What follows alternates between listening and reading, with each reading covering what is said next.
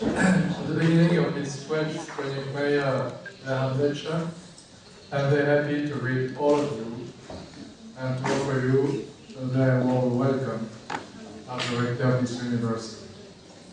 These lectures are every year very significant and an important event in the life of the Yair Center and of our university. First of all, I would like to greet you this evening. It's always a great joy to have you with us here at the Gregory. Unfortunately, this year your husband has not been able to come with you, and we miss him. But at the same time, we look forward to seeing him again soon. On behalf of the Yair Center and of the university, I want to thank you deeply for your great support. The support which is at the same time friendly, spiritual and financial, since these important lectures will not be possible without such generous support. Next, I would like to welcome you personally, Professor Yair Zakovitch. We are very glad that you have been among us 2 days ago already, offering some spiritual talks entitled Jerusalem, City of God.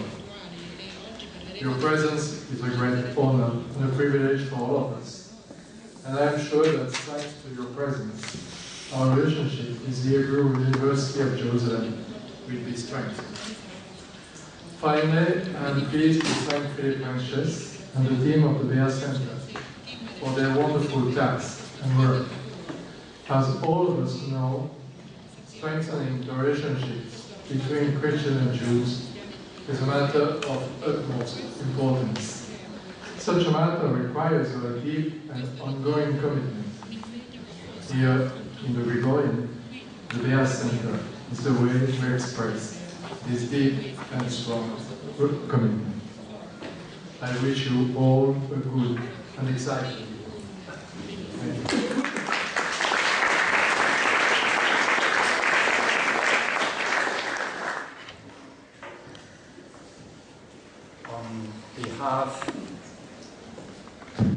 On behalf of the Cardinal Yair Center here at the Gregorian University, it's now my honor to welcome you to our annual Brenningmeier Wehrhahn lecture.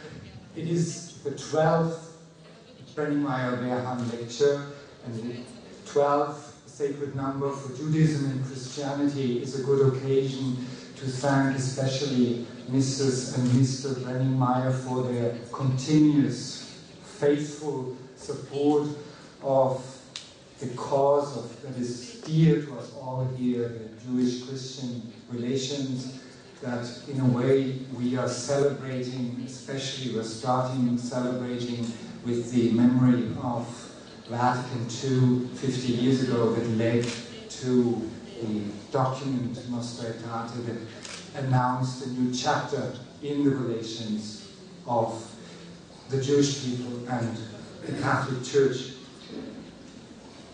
מילה מיוחדת של ברוך הבא למי הגיע מהארץ. My task now is to present to you our this year's lecturer, Professor Yair Zakovitch. He is the Father Takei Otsutsky Professor of Hebrew Bible at the Hebrew University of Jerusalem. You can learn from the title that there are special relationships between Jews and Christians that are really international. They reach out even to Japan. He is Professor of Jewish Peoplehood at the Interdisciplinary Center Herzliya as well. His fields of interest include the Hebrew Bible as literature, the history of biblical thought, and the history of inner biblical early Jewish and early Christian interpretation of the Hebrew Bible. Among his many publications are commentaries on the Song of Songs, Ruth, that has been published together with Professor Sänger, Erich Sänger of Germany, and 2 new books, among which is one that I saw yesterday on Jacob. It seems to be a bestseller in Israel. So we're very happy to have you here tonight, Professor Zakovitch.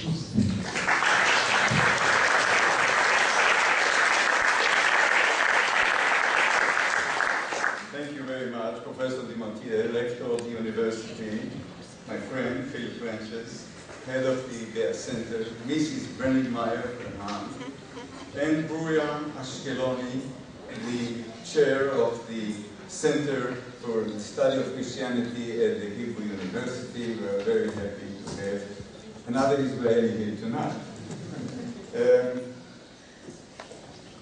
I want you to know, brothers, that I have often intended to come to you, but thus far have been prevented.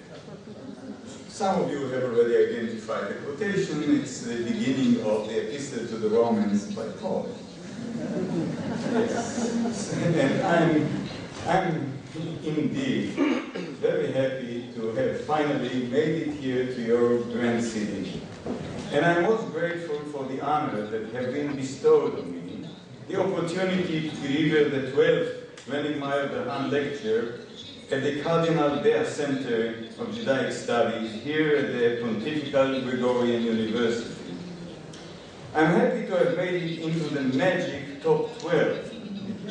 The 12 tribes of Israel, the 12 apostles, the 12 Brenningmeyer lectures. I wonder what we say next to you, the lecture of the 13th. The name Brenningmeyer is very dear to me, not only because of Aldegonde and Hubert's generous patronage of the study of Christianity in Jerusalem, and of the learning of Jewish studies here in Rome, and for the dialogue between the two communities that they have encouraged, but also for being who they are. Two wonderful human beings and dear friends to both my wife and myself. Among Jews, there is this saying, ever since the destruction of the temple in Jerusalem, no happiness can be complete. And indeed, I would like to add, for as long as Hubert is not with us, my happiness is not complete. But we all wish him quick recovery.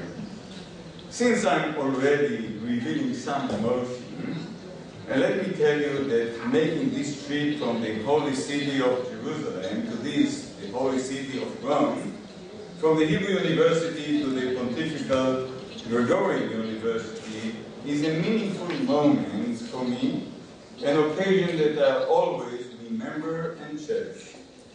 I know that your hopes and prayers for a better world and messianic world order are tied to the well-being, to the peace of Jerusalem, Shalom Yerushalayim. We can only hope that that peace is not too far off. As Christians' eyes gaze towards Jerusalem, Jewish eyes that long for the coming of the Messiah gaze steadily towards Rome, as we learn from the Talmud. Rabbi Joshua, son of Levi, met Elijah, and he asked him, when will the Messiah come? Go and ask him. What was his reply? Where does he sit? At the entrance to Rome. And by what sign may I recognize him? He sits among the poor lepers. All of them untie the bandages on their sores all at once to treat their sores, and then rebandage them all together. Whereas he unties and rebandages each sore separately before treating the next one, thinking, should I be wanted, being it time for my appearance as Messiah, I will not be delayed. So he went to him and greeted him, asking, when will you come? Today, was his answer. When Rabbi Joshua returned to Elijah, the latter inquired, what did he say to you? Well, he spoke falsely to me, stating that he would come today, but he has not. Elijah answered him, this is what he said to you. Today, if you would heed his voice. Psalms 95:7. And the quotation is from Babylonian Talmud, Sanhedrin 98a.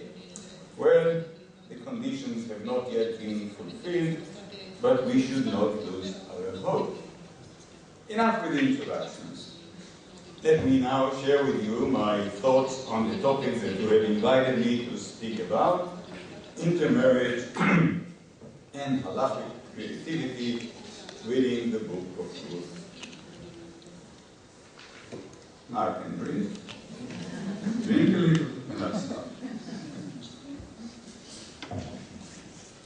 The Book of Ruth is a story of a family, a story about human beings who wish to help other people.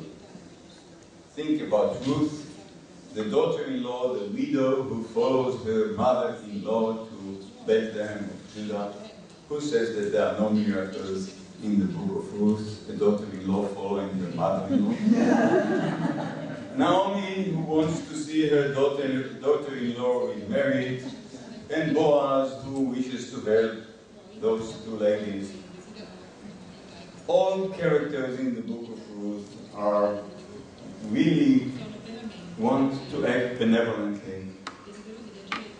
For the rabbis, that was the message of the book. You know, that people who act benevolently will be paid by God. But what is the real message? That's not the only message of the book. What is the real message of the book? And how does the writer of the book succeed in conveying the message? My contribution will be more in the how, not so much in the what.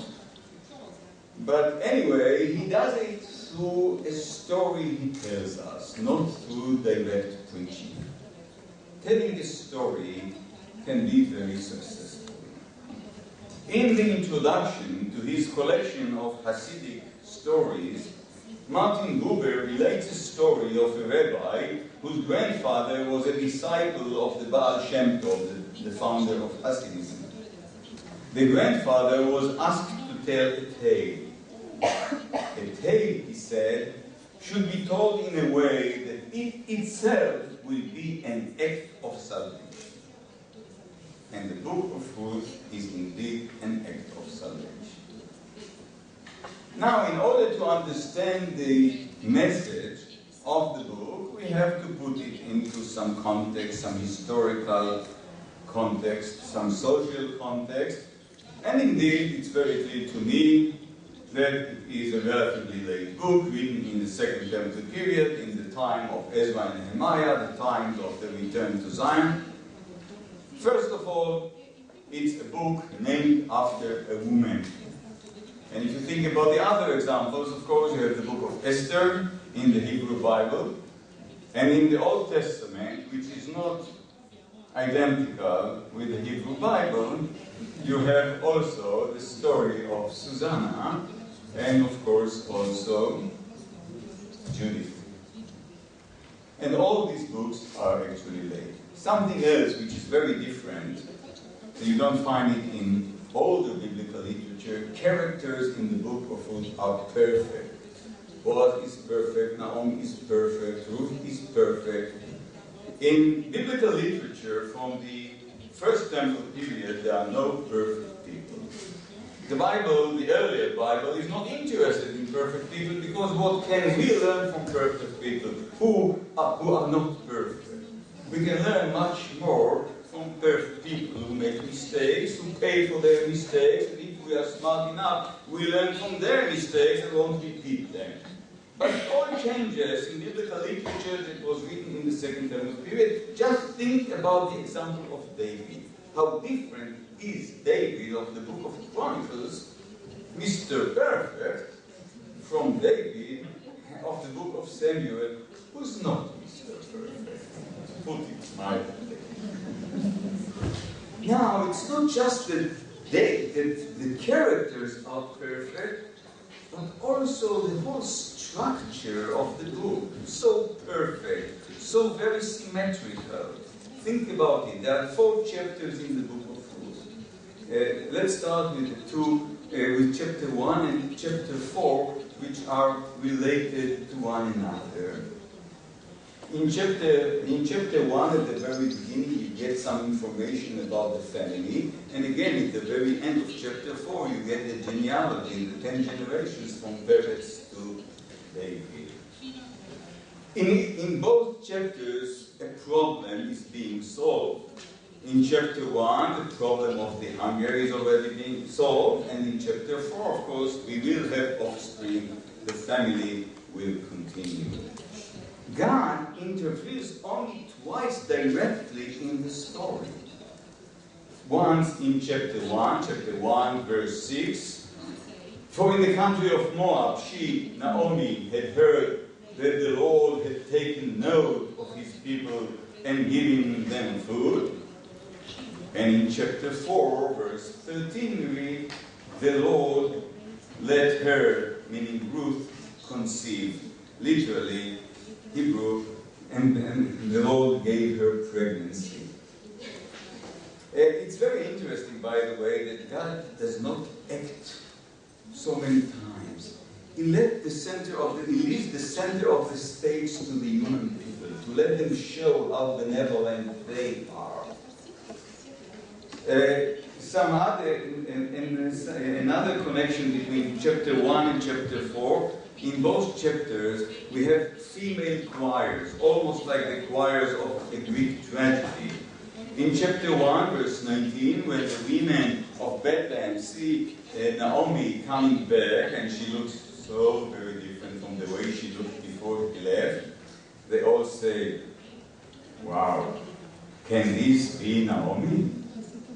In chapter 4, on the other hand, they are so very happy. Chapter 4, verses 14 and 15, and the women said to Naomi, blessed be the Lord who has not withheld a redeemer from you today.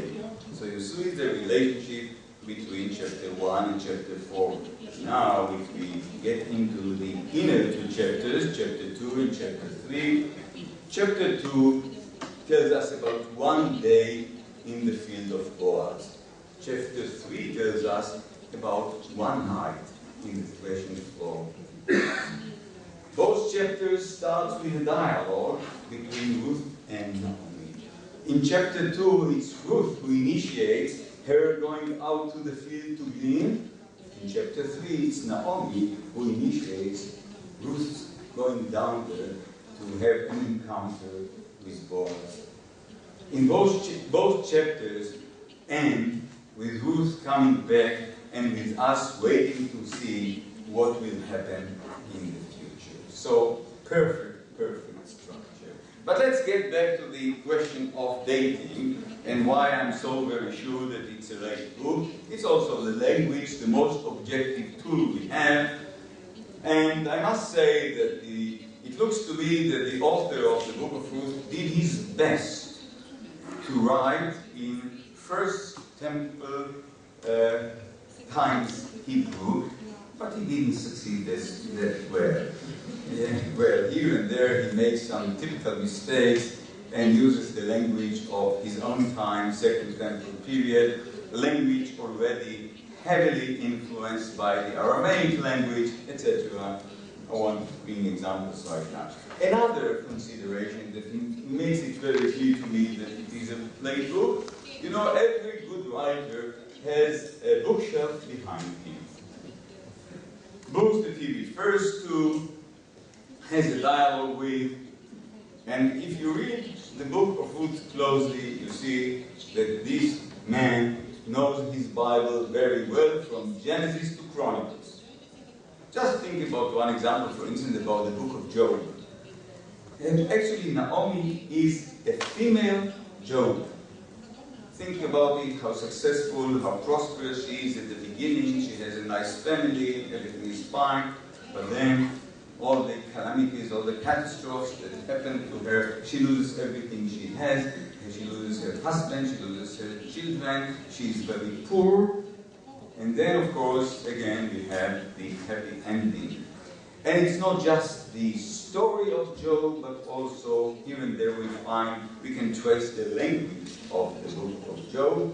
For instance, when she complains and says, "V'Shaddai he'erali," when Shaddai has brought misfortune, etc. That's quotation from Job 27:2, for sure. Now, the last consideration. Where is the Book of Ruth located? Again, in the Old Testament, it follows the Book of Judges. It's between Judges and Samuel, but in the Hebrew Bible, the Book of Ruth is in the writings, in the third part of the Bible, what we may call miscellanea. All books that didn't make it into the first two parts of the Bible. But I know that the writer of the book really wanted his book to be incorporated between the Book of Judges and the Book of Samuel. How do I know? Since I was not present, despite my old age, I was not present there and then, but still I know it. Well, I'm sure that your knowledge of medicine is better than mine.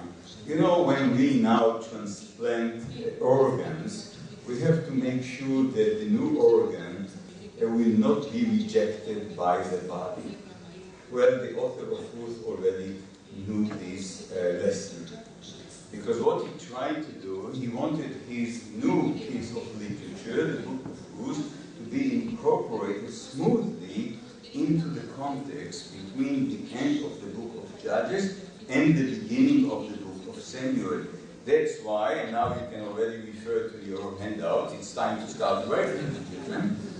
So, look at your handout, say text number 1, the first verse of the Book of Ruth, in the days of the Judges. Why does it start this way? Because we want it to be attached to the Book of Judges.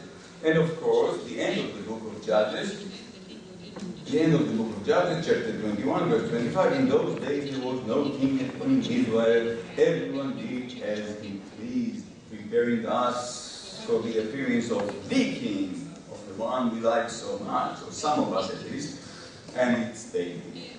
But if you think about the last story in the Book of Judges, the story of the concubine from Gibeah, chapters 19 to 21 in the Book of Judges, the story about the concubine who leaves her husband, and she's quite selfish, and she goes to Bethlehem to her parents, and he has to follow her and actually to convince her to come back with him. So very different, like a mirror reflection of Ruth. Ruth, who follows her mother-in-law to Bethlehem, who has no future in Bethlehem, and she is good.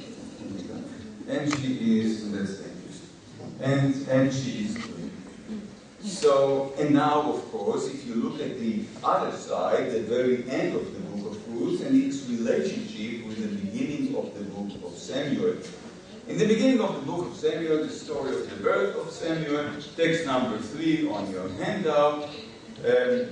Hannah is very frustrated, and her husband Elkanah said to her, Hannah, why are you crying and why aren't you eating? Why are you so sad?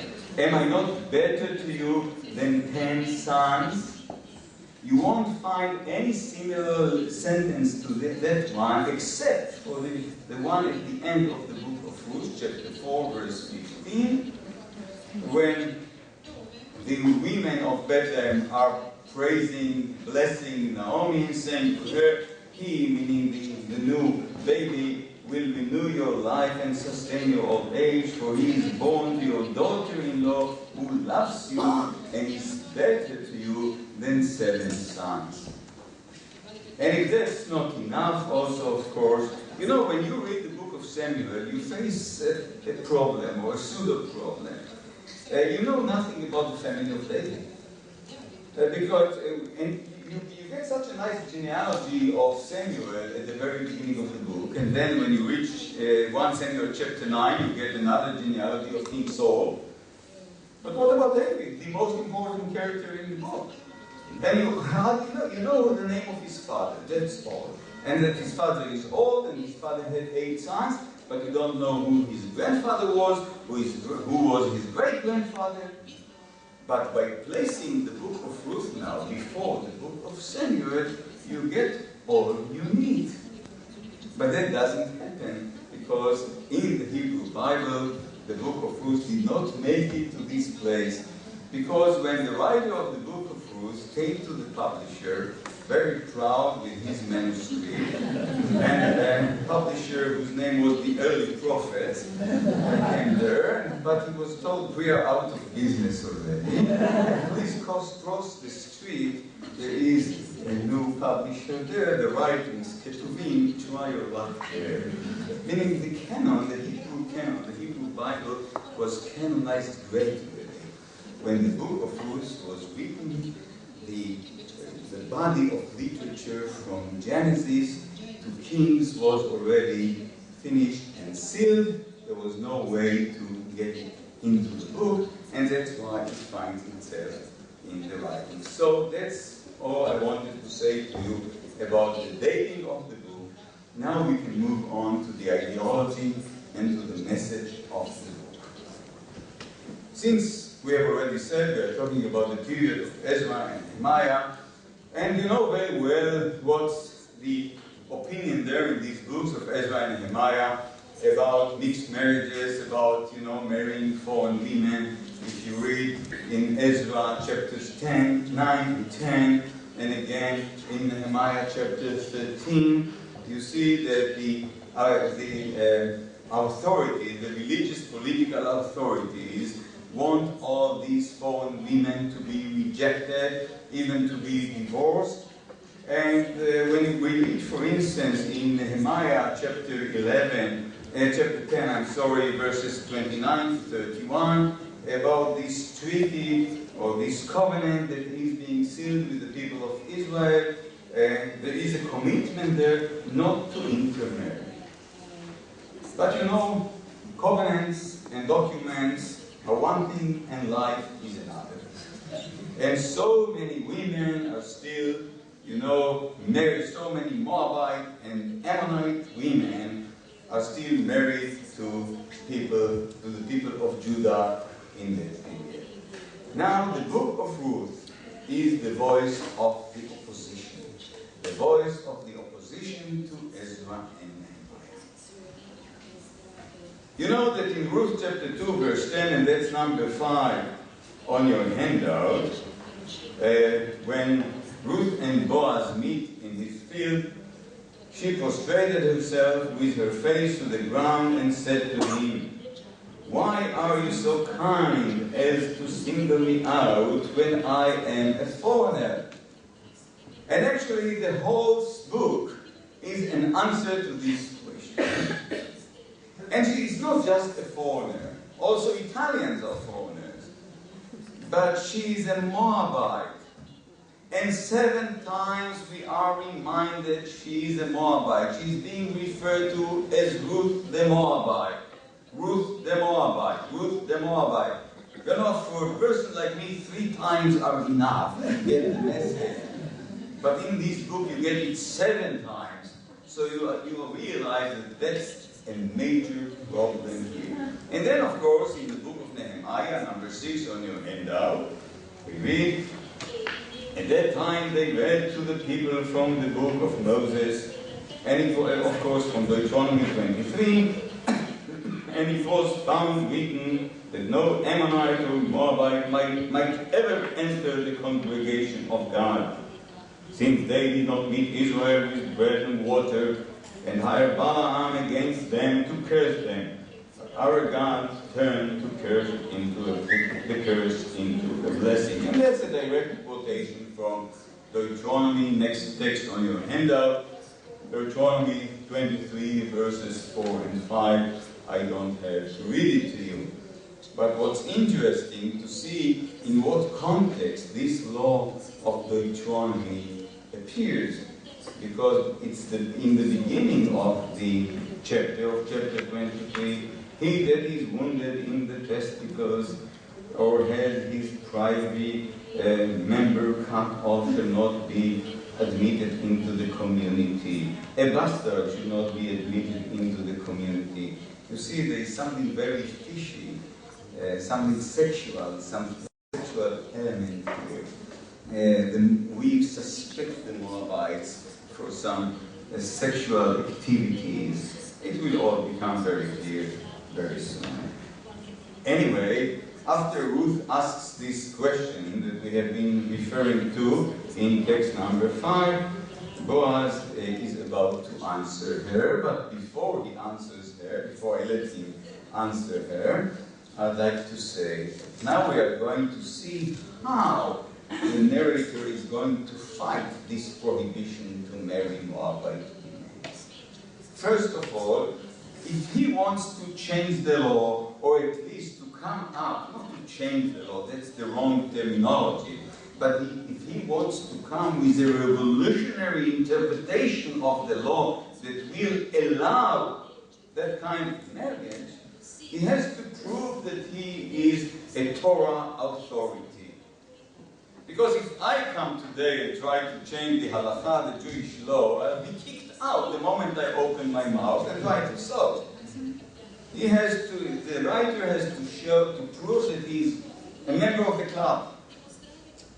So first of all, he makes many references to stories of the Torah. Mainly stories from the Book of Genesis. You have to know that the Book of Genesis is a treasure for all later writers of the Bible. The Book of Genesis in many ways is the genetic code for the history of the Hebrews in the Bible. If you want, it's the table of contents for the rest of the Bibles.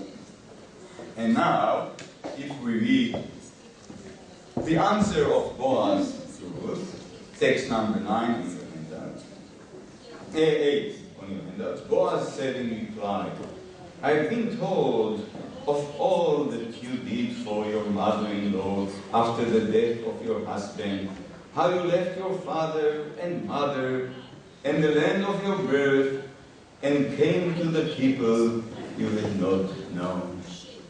Only deaf people don't hear here a clear reference to text number 9, to God's words to Abraham. In the very first encounter between God and Abraham, when God says to Abraham, the Lord said to Abraham, go forth from your native land and from your father's house to the land that I'll show you. I'll make of you a great nation, etc., etc. Well, so by having this equation, Ruth doing something very similar to what Abraham has done, we are expected to say, Ruth is as great as Abraham. No. We are supposed to say, Ruth is much better. Because when Abraham was told by God to go, you see, he was also promised, I'll make you a great nation and I'll bless you, I'll make your name great and you shall be a blessing, etc. What did Ruth get? Nothing. Was she promised anything? No. Was she told by God to go? No. She followed the command of her own heart. Actually, not only did her best to convince her to stay in Moab, nothing expects you in the land of Canaan, no future for you there, and yet she went. So wow, we are impressed with Ruth more than we were impressed by Abraham. Story number 1. Now to story number 2. Well, whenever we hear the name Moabite, or Moabite 7 times I said, we immediately, if we want and also if we don't, we immediately think about the story of the beginning of all Moabites, how it all started. The story in Genesis chapter 19, the story about the daughters of Lot. Lot, Abraham's nephew, who was saved from the destruction of Sodom, he and his daughters.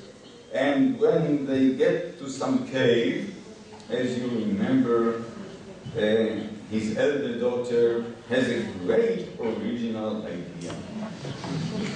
And the older one said to the younger, our father is old and there is no man on earth to consort with us in the way of all the world, so come, let's make our father drink wine and let's lie with him, that we may maintain life through our father. That night, their father drank wine, and the older one went in and lay with her father. He did not know when she lay down or when she rose. And then the same thing happens with the second daughter. Thus the two daughters of Lot came to be with child by their father. You can understand that this story was not the most popular story in Moab. I'm sure that that's not a story that the Moabites told about their own roots. That's a story that we, the people of Judah, told about the Moabites. Because we wanted to ridicule the Moabites. And we didn't want our young ones to be associated with Moabites. So we wanted all of them to remember the Moabites are a result of incest in the family. And the behavior of this daughter of Lot is quite awful. The terminology she is using. Well, I have 10 nicer, cleaner words, biblical words, to describe what was happening there. But she is using like almost strict language when she comes up with this brilliant idea. And then, when the son is born, her son is born, he's called Moab, meaning made up from my father. Meaning she puts a label on his forehead. Look, this is son of incest. Yes, so this is not a story that the Moabites have liked, but now, of course, when we hear the term Moabite, we immediately think about it. What can we do about it? You know, again, since I've already taught you a class in medicine about transplanting organs, let me teach you another class in medicine about which I know nothing.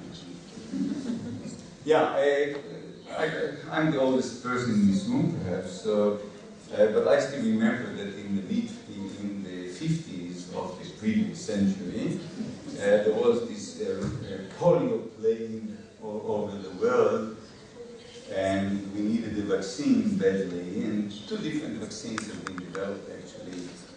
One by John Assault, who used the dead virus for his vaccine, and then there was another saving, came up with a better vaccine using the live virus. But anyway, the way to fight the disease was by using the cause of the disease.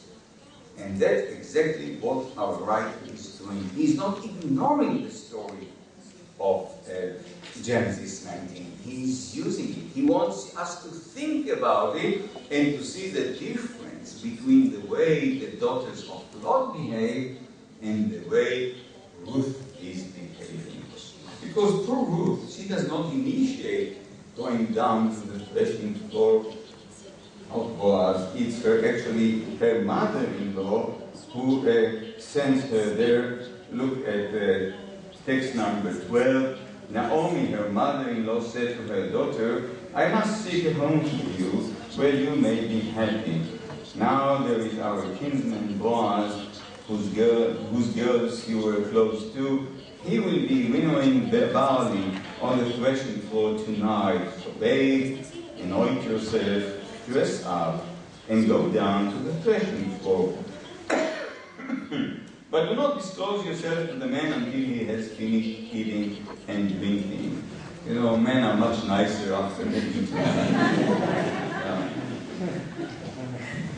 Yes. Anyway, so think about the resemblance between these two stories. In both stories, two young males died.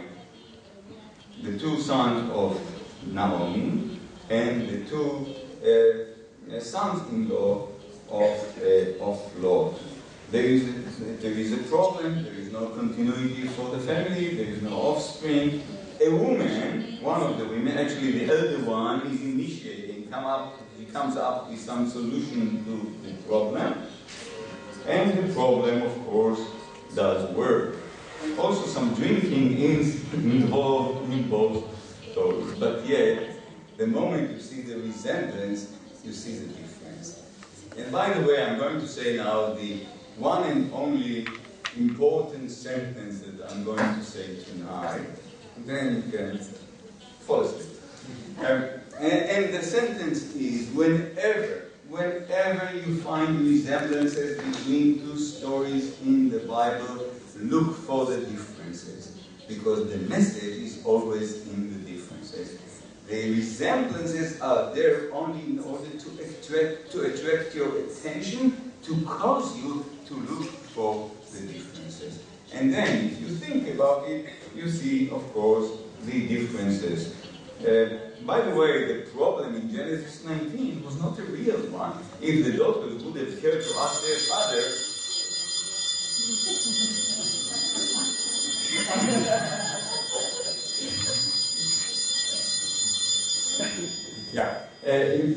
better than the blackout last night. If the daughters would have cared to ask their father, he would have told her that it's a local catastrophe, because that's what the angels told him, but they never asked. And you see, of course, the difference, the behavior difference between the way Ruth behaves and the way the daughters of Lot behave. She did not do anything but a symbolic act of revealing his legs, and nothing really happened, Dory, between the two of them that night.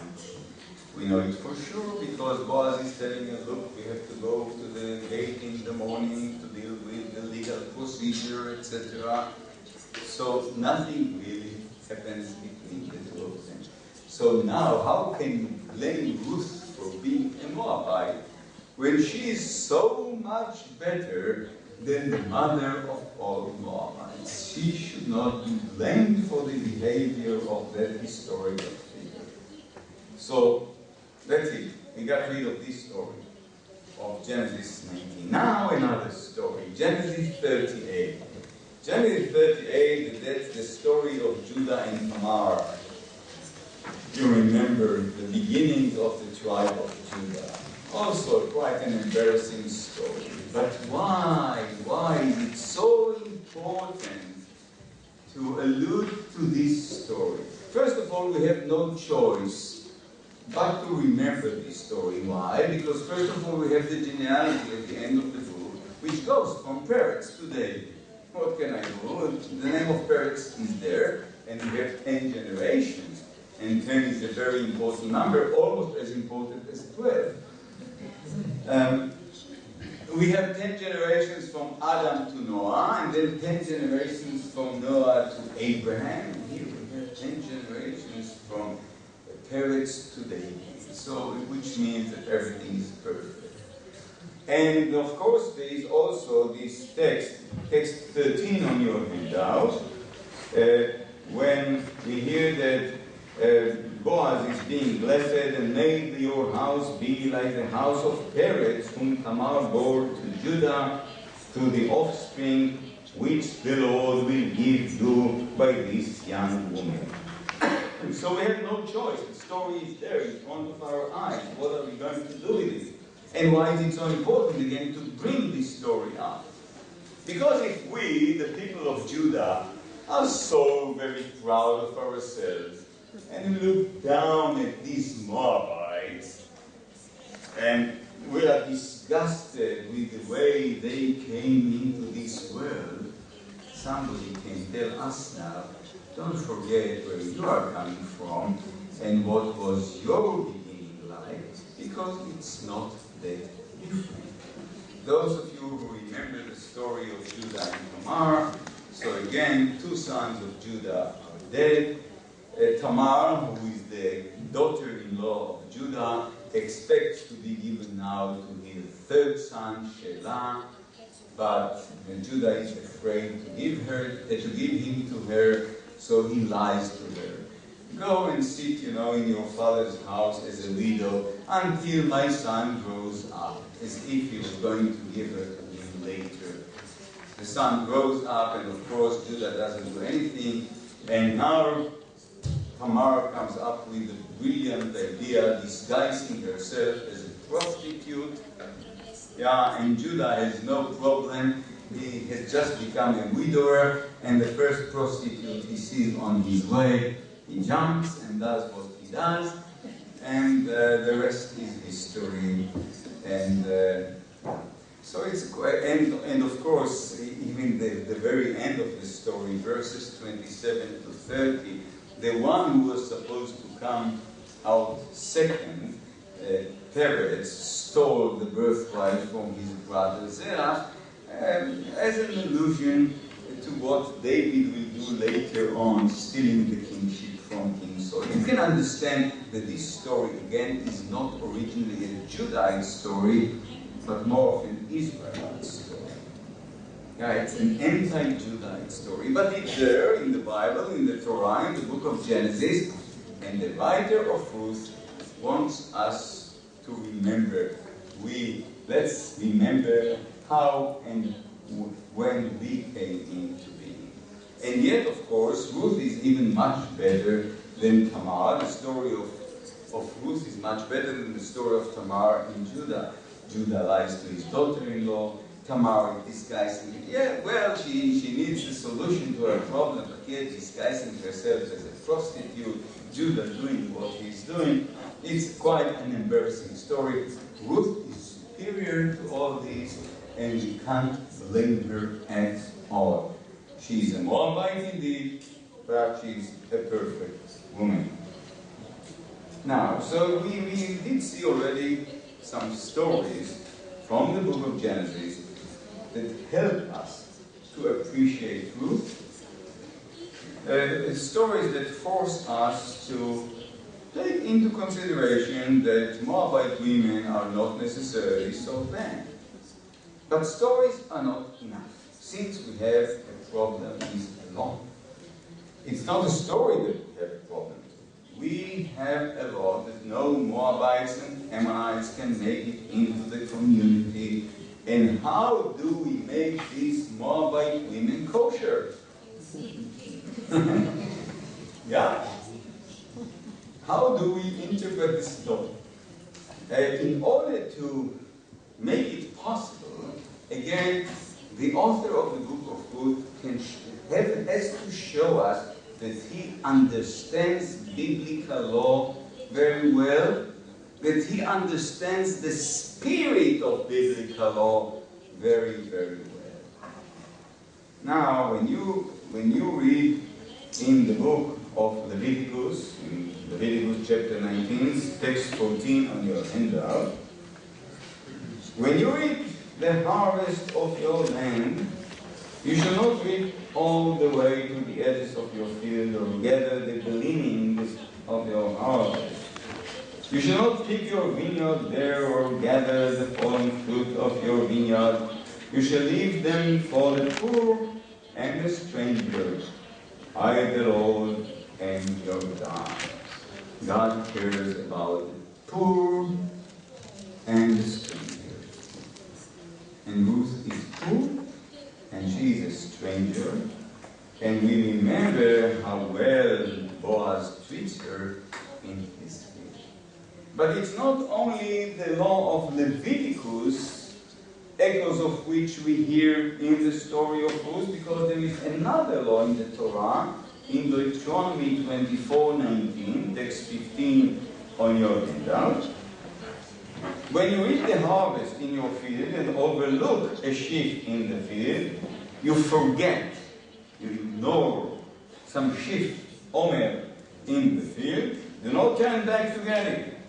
It shall go to the stranger, the fatherless, and the widow, in order that the Lord your God may bless you in all your undertakings. What a great law.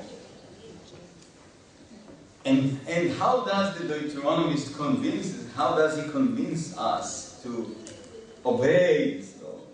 God will actually bless you. That's all I can tell you. And yet that's what Boaz exactly does. What Boaz does, he really wants Ruth to come back home with a lot of food for her and for her mother-in-law. But he doesn't want her to feel that he's overprotecting her. So what does he do? Say text number 16 on your handout. When she got up again to glean, and of course gleaning puts us immediately into the context of Leviticus, Boaz gave orders to his worker. You are not only to let her glean among the sheaves without interference, but you must also pull some stalks out of the heaps. You should also drop some stalks out of the heaps and leave them for her to eat. Pretend that you forgot. And so here now you see consolidation of both laws. The one from Leviticus and the one from Deuteronomy. I'll do everything I can in order to help this lady. Every piece of law that I can find in the Torah, I'll bring together. Because again, it's not the dry law that counts, it is the spirit of the law. If we understand what God really expects us, meaning to help the needy, then we have to use all possible laws to achieve this goal. Fine. Now that we agree on that, we can move on to the next step. Well, how can we solve the most severe problem, meaning the fact that there is no continuity for the family, there is no offspring? Ruth and Naomi, they have no relatives in the land, meaning no immediate relatives in Bethlehem. We have a solution for a widow whose brother-in-law is alive. In the book of Deuteronomy, we have the law of the levirate marriage. Text number 17 on your handout. When brothers dwell together, brothers we are talking about, and one of them dies and leaves no son, the wife of the deceased shall not be married to a stranger outside the family. Her husband's brother shall unite with her, take her as his wife, and perform the various studies. The first son that she bears shall be accounted to the dead brother, that his name may not be blotted out in Israel. But if the man does not want to marry his brother's widow shall appear before the elders and in the gate. Pay attention to some elements that I've already mentioned here, meaning death of the husband, and then the elders and the gate as the location in which the problem or the legal procedure will take place. And she has to declare, our husband, brother refuses to establish a name in Israel for his brother. That's another element we have to pay attention to. He will not perform the duty of a levirate. The elders of the town shall then summon him and talk to him. If he insists, saying, I do not want to marry her, his brother's widow should go up to him in the presence of the elders, pull the sandal, don't forget the sandal is important, of his foot, spit in his face, etc., etc. I don't have to read the whole thing, you can read it tonight. Anyway, but what can Ruth do with it? Nothing, because Naomi does not have any other living son, which Naomi actually makes very clear at the beginning of the story.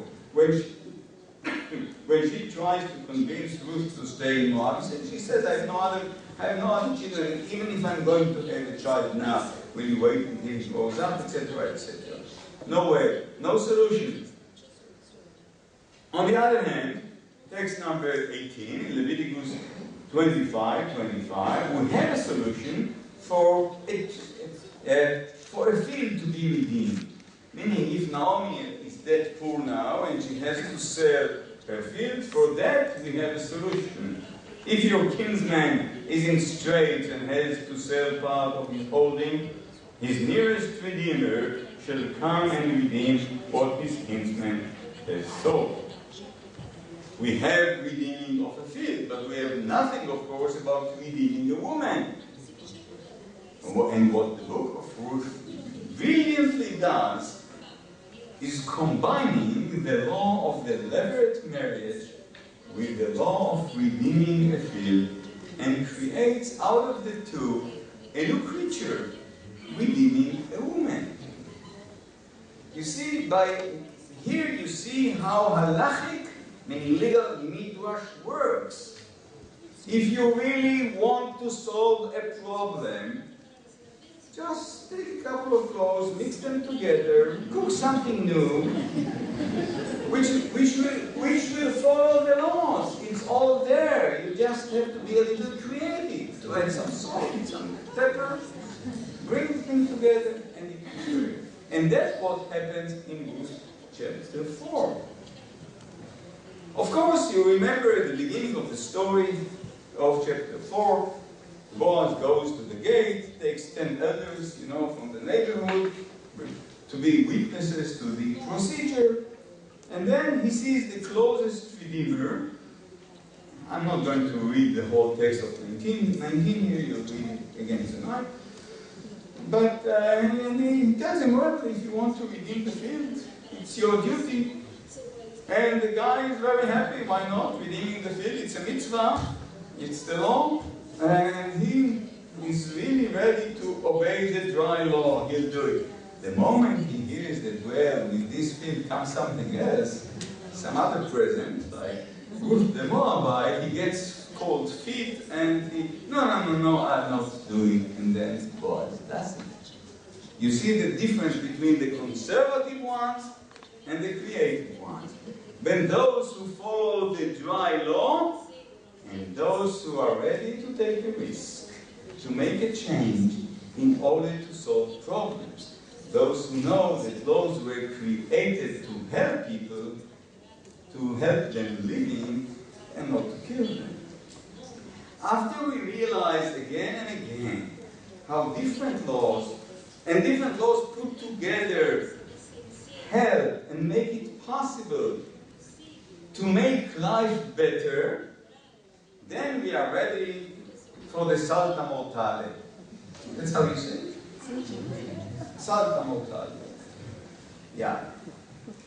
How is our writer going to interpret the law of Deuteronomy that no Ammonite and Moabite are allowed into the community? Now that we already trust him and we understand that he has good intentions, and that he is a member of the club, that he is a halachic authority, perhaps we are ready to follow him when he is now about to make the final step. The law in Hebrew, of course, Lo Yavo Ammoni Umoavi Bikal Adonai.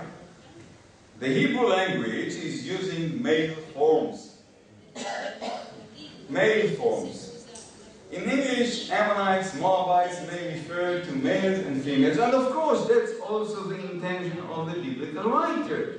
Of course, if I read the 10 Commandments and it's written there, Lo tirtzach, thou shalt not commit murder, the form is a male's form.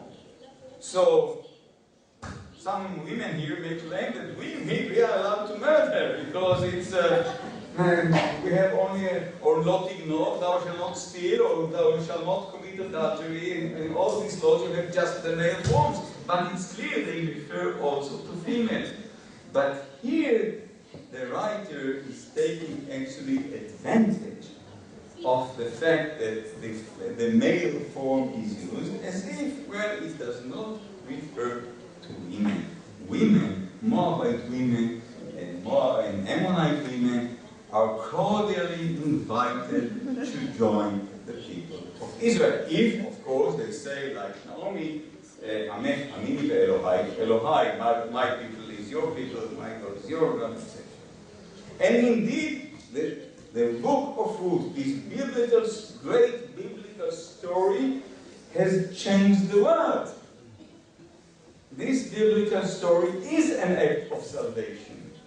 Because later Jewish authorities accepted the revolutionary interpretation of the Book of Ruth. We read in the Mishnah, and that's your... of course, after we read at the end of Ruth, text 20, so Boaz married Ruth, she became his wife, and cohabited with her, the Lord let her conceive and bore a son, and of course that's leading to David, so we know it's the right thing. But then the Mishnah says, The male Ammonite and Moabite are prohibited, and the prohibition concerning them is forever. But the women are prohibited for 3. Great solution. So, as I said, the writer shows us that he and also his character Boaz come from the word of Torah, from the word of the biblical law, the halakha, and a great use is being made of both stories and laws of the Torah in order to come up with this creative solution. Halachic Midrash is created and shows us that the law was created to help people.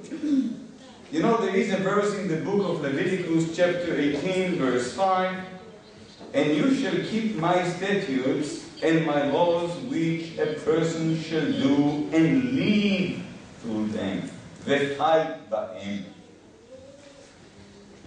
In the Babylonian Talmud, Tractate Yoma 85b, we read, "He shall live through them, but he shall not die because of them." Again, this idea that the laws were created to help people, to make life easier and possible. And the author of Ruth indeed succeeded in helping a lot of people in his own times and later on. And I would have liked to hope that even nowadays, halachic authorities will be more flexible and more creative to adapt the laws to the needs of living people. Thank you very much.